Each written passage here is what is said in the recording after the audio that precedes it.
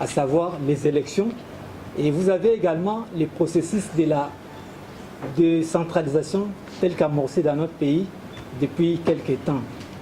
Et par rapport à la décentralisation, nous avons y amené ce qu'on appelle une enquête au format de focus group, lesquelles, ces enquêtes, nous avons au finish relevé en fait les résultats à travers les différentes provinces issues du démembrement et aussi du découpage. Merci. Et par rapport à ces enquêtes, la finalité était telle que de pouvoir mettre à la disposition des candidats aux élections, notamment madame qui est avec nous aussi, des différents partis politiques, des différents regroupements, de mettre à leur disposition un ensemble d'outils, c'est-à-dire les besoins qui sont déjà cernés depuis nos différentes provinces, et de manière à trouver d'avance quels sont les problèmes réels dans nos provinces respectives, de manière maintenant à travailler pour donner la solution aux problèmes qui se posent dans nos provinces avec acuité. Donc nous voulons demain avoir des candidats ou des dirigeants qui sont censés être des solutions aux problèmes de base. Donc quand un candidat se présenterait devant nous, il est censé être une solution à nos problèmes qui sont aussi récurrents. Et cet ouvrage contient en fait en totalité 79 pages. Outre l'introduction et la conclusion, il y a 5 grands chapitres. Il y a au premier chapitre ce que nous appelons historique et extension du marketing, historique et extension du marketing politique. Et au premier chapitre, nous avons parlé de l'origine du marketing politique. Donc le marketing politique est à l'origine des échanges commerciaux. En fait, le marketing tel qu'il a été développé aux États-Unis vers les années 60, ce concept avait pratiquement envahi différents secteurs de la vie publique, notamment la politique. Et il y a eu ce qu'on appelle les agences de publicité américaines d'alors, de ces temps-là, qui vendaient déjà des produits, qui façonnaient des produits. Et avec les élections présidentielles aux États-Unis, ils essaient en fait de façonner, parce qu'aux États-Unis, il y a ce qu'on appelle les duels entre les démocrates et les républicains.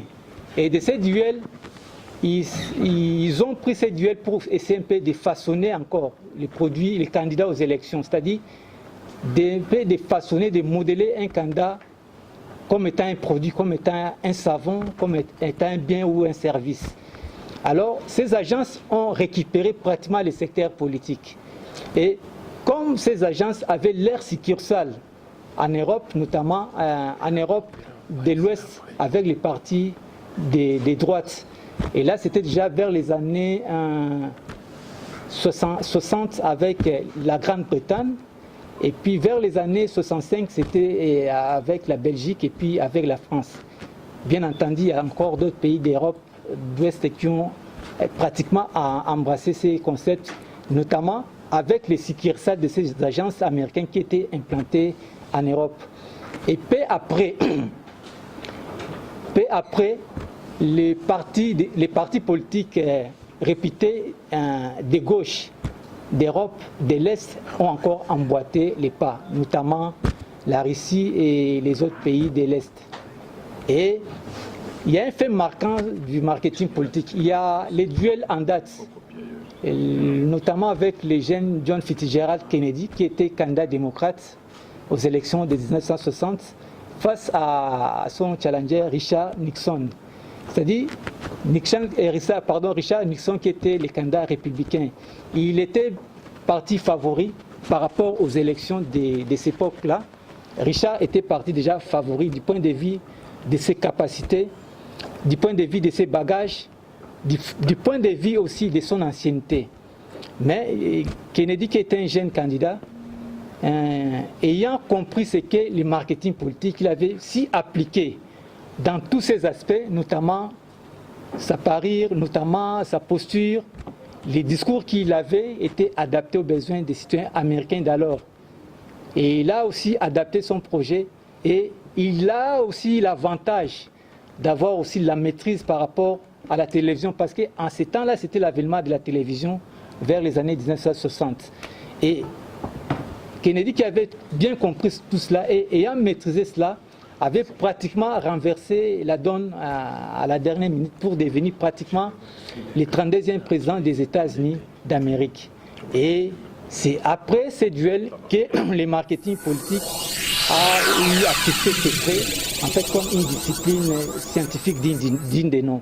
Voilà un peu ce qui constitue l'essentiel de ces premiers chapitres dans cet ouvrage. Au deuxième chapitre, nous avons maintenant parlé du marketing dans la démocratie, marketing politique dans la démocratie congolaise. Nous sommes allés droit au but. Nous n'avons pas tout à fait un livre théorique. Nous voulons l'apport de ces marketing politiques par rapport à notre démocratie. Parce que la démocratie, excusez-moi,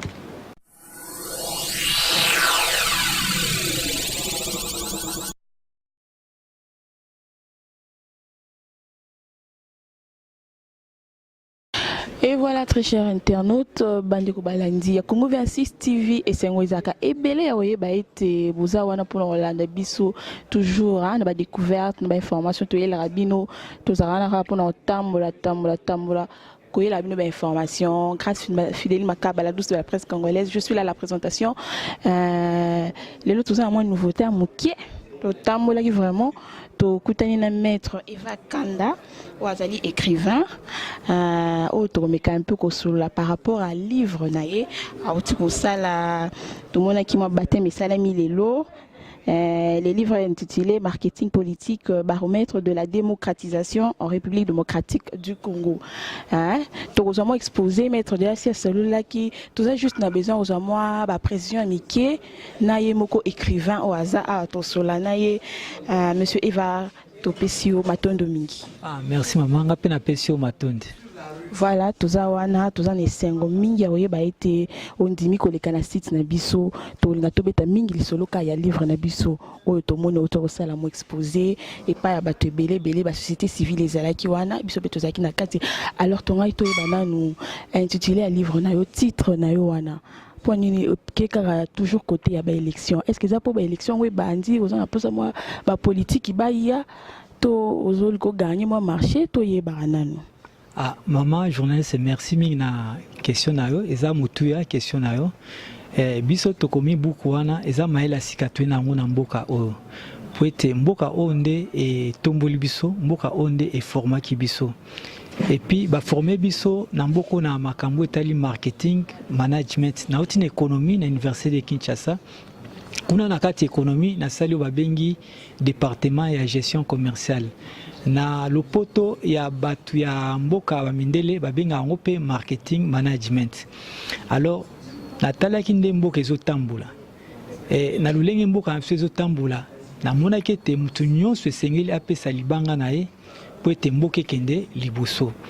Na o etali ngai na o etali bongo formation nga za nango. De na mona ki zaye motuya ngape na ya kotia yango na makambu ya politique. Poete tangu mingi mikolo na mikolo bambula na mboka mso ezala kaka politique. Donc nde na lupoto na lubaki ezo défrayer chronique et défrayer la chronique. Ya on ngape ambete politique eza ko poser problème tangu lai na makambu mingi. Mais ngape neti moko ya mboka na baki te na pesa pe maele o ya ngai na makambu politique. Lokola pe politique e kamba pe makambu ya koponama de omuni na ekine loko babengi marketing politique. Mais marketing politique wana esalama na banda utakala na mboka ba Amérique, États-Unis, mais ngai na zuma ele wana pona mona kike États-Unis eza lolenge moko boya malamu na makambo ya maponami. Po maponami pa bango ezalaka feti munene. Biso awa na ba Afrique to pe na Congo maponami komaka neti bitumba neti violence. Pe ko laksa susu maele ni na sika. Donc mutu oyo aye ko senga po ba pesa ye ba voix et pas ya belecteur azaneti produit ou aye pe komiteka awa na makambo marketing politique aye ko laksa oyo azali. Mais o azali eza lokola pe produit ndenge yango marketing politique ezobenga ba électeur o ba ponaka bato ba kotala soki produit wana e neti na wenze te mama so yoke na wenze ozo somba produit il faut kokana ba posa oyo zanango oyo ozanango mais ce produit wana kokana ba posa oyo zanango te eza moi pas pour ce plan produit wana eza pe candidat RAE ko senga ba pesa e ba voix et sengeli pe ba mona programme de société to pe projet de société na la lolenge ya produit est-ce que produit wana ekoyanu la biso na makambo tozanango na éducation na santé na transport na logement na makambo ya bongo na bongo est-ce que eloko yo elibiso ekoyano la biso na makambo wana soki eyano libiso ekomi lokola produit moko we sengeli po biso to linga yango mais soki ekoyano la biso te ekozala pas so na produit wana to lingi sute neti lobby baila ki biso ba polo baila biso masanga baila biso wana ya musala ya député te moi musala candidat te mais tala une place nimboke komi yango biso pe to na maele moko ya sika na makambo etali maponami na nzela ya eloko to bengi marketing politique. Voilà donc ouvrage na eux ko apporter nitmo solution et pas ba député ba ndeni ba koki ko sala pour peuple ba voter bango. Ya solo penza ezali kaka yango mote mais ezali pe parmi tant d'autres o maele na yango et vraiment na ba solution mingi na makambo ya liboso ya maponami to pe élection et puis na ndenge ya kosala o ba bengi bonne gouvernance donc za makambo mibale wana mutuya beaucoup o ya mibale na kati ya makambo nga na sali ya onde opesa solution wana esengeli pe na eso beaucoup o emengi na poto na site ba bengi Amazon www.amazon.fr okotala ngobukuna na kombo ya kanda elombe eva ezape beaucoup ezoteka mingi kuna na mboka ya poto mais yango nde tozosala awa pe nous l'engagement peut battre beaucoup à partir à. Ok, merci maître. To continuer par rapport à l'exposé na yo na qui olba ki moi et le moko et toucher à makasi. Obi peuple aza marchand hein politique. Expliquez plus on nous place dans la compagnie ont bien été. Obi population aza marchand politique.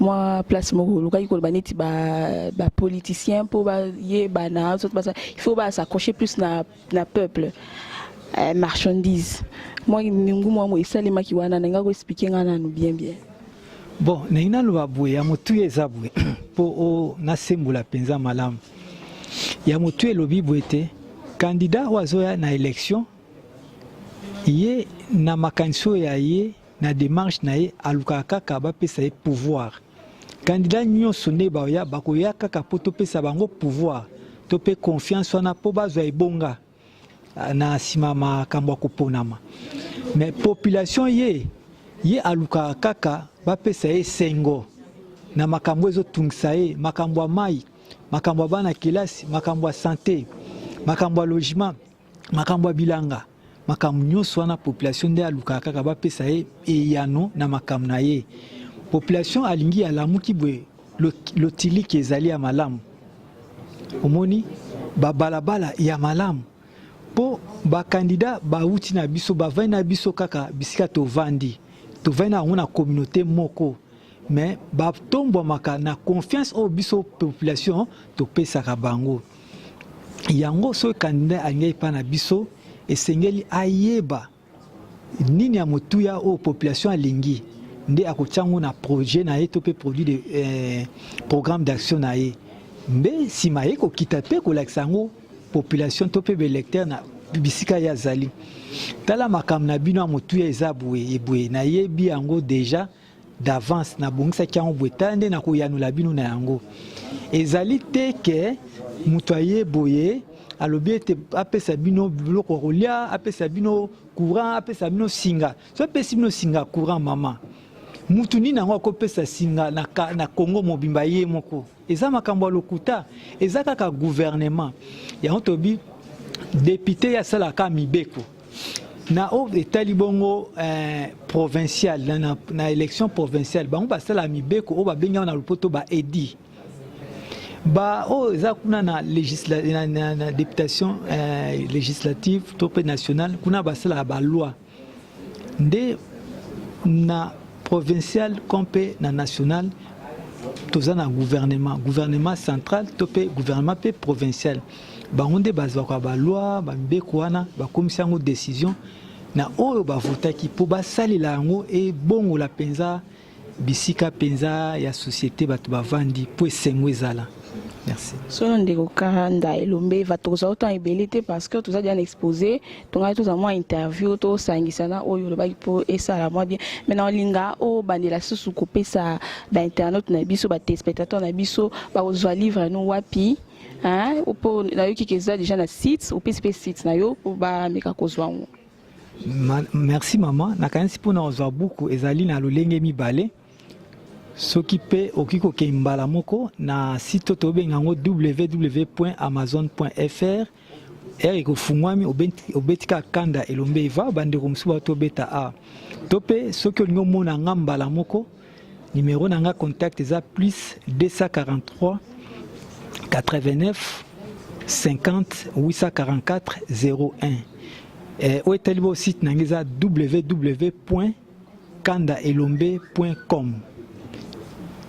Solo matondelo wa bakisa msu ezati na sepeli mingi na bino pe na chaîne na bino na pesi bino longonya. Voilà, accenti biso pe to pesi longonya.